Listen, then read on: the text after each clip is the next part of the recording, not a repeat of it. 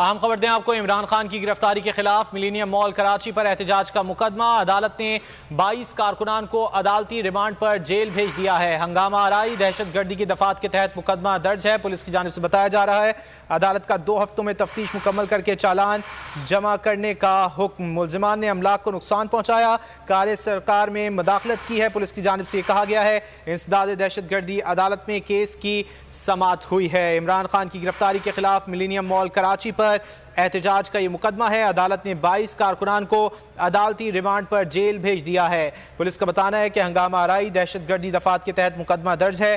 अदालत का 2 हफ्तों में तफ्तीश मुकम्मल करके चालान जमा कराने का हुक्म। मुल्जिमान ने अमलाक को नुकसान पहुंचाया, कार्य सरकार में मदाखलत की। पुलिस की जानिब से ये बताया गया है इंसदाद दहशतगर्दी अदालत में केस की समाअत हुई है। इमरान खान की गिरफ्तारी के खिलाफ मिलीनियम मॉल कराची पर एहतजाज का ये मुकदमा है। अदालत ने 22 कारकुनान को अदालती रिमांड पर जेल भेज दिया है।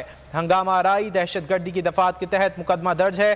अदालत का 2 हफ्तों में तफ्तीश मुकम्मल करके चालान जमा करने का हुक्म सामने आया है। पुलिस की जानिब से बताया गया है कि मुल्जिमान ने अमलाक को नुकसान पहुंचाया है, कार्य सरकार में मदाखलत की है। इंसदाद दहशतगर्दी अदालत में केस की समाअत हुई है। अहम खबर है इमरान खान की गिरफ्तारी के खिलाफ मिलीनियम मॉल कराची पर एहतजाज का ये मुकदमा है।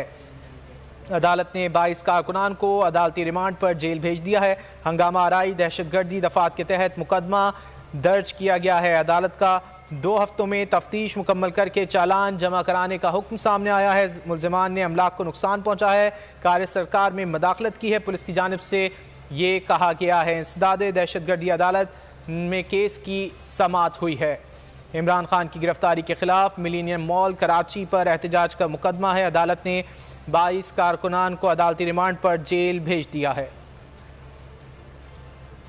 एक और आम खबर दें आपको, मियांवाली में 2000 से जायद PTI कारकुनों